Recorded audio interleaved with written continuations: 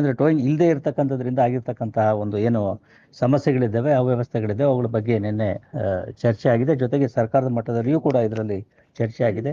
ಮೊದಲೇನು ಈ ಟೋಯಿಂಗ್ ವಾಹನಗಳನ್ನು ನಾವು ಬೇರೆಯವರಿಗೆ ಔಟ್ಸೋರ್ಸ್ ಮಾಡ್ತಾ ಇದ್ವಿ ಮತ್ತು ಅದಕ್ಕೆ ಏನು ಚಾರ್ಜಸನ್ನು ಕಲೆಕ್ಟ್ ಮಾಡ್ತಾ ಇದ್ವಿ. ಕೆಲವೊಂದು ಅಮೌಂಟ್ ಅವ್ರಿಗೆ ಇವ್ರಿಗೆ ಹೋಗ್ತಾ ಇತ್ತು, ಕಾಂಟ್ರಾಕ್ಟರ್ಗಳಿಗೆ.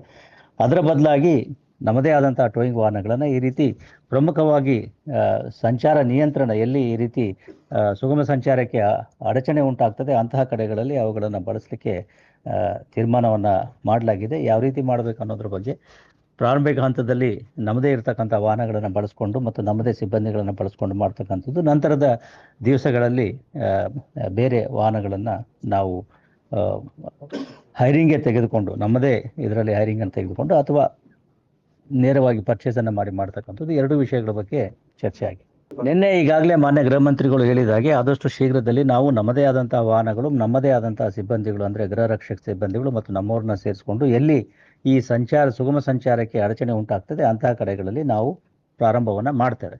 ಅದಾದ ನಂತರದಲ್ಲಿ ಈಗಾಗಲೇ ಸರ್ಕಾರದ ಮಟ್ಟದಲ್ಲಿ ಪ್ರಸ್ತಾವನೆ ಇದೆ. ಅಲ್ಲಿ ಒಂದು ಹಂತದ ಚರ್ಚೆ ಆಗಿದೆ. ಮಾನ್ಯ DCM ರವರ ಸಭೆಯಲ್ಲಿಯೂ ಕೂಡ ಇದು ಚರ್ಚೆ ಆಗಿದೆ. ನಂತರದ ಏನು ನಿರ್ಣಯಗಳಾಗ್ತವೆ ಸರ್ಕಾರದಲ್ಲಿ ಅದರ ಆಧಾರದ ಮೇಲೆ ಮುಂದಿನ ಕ್ರಮಗಳನ್ನು ಕೈಗೊಳ್ತವೆ.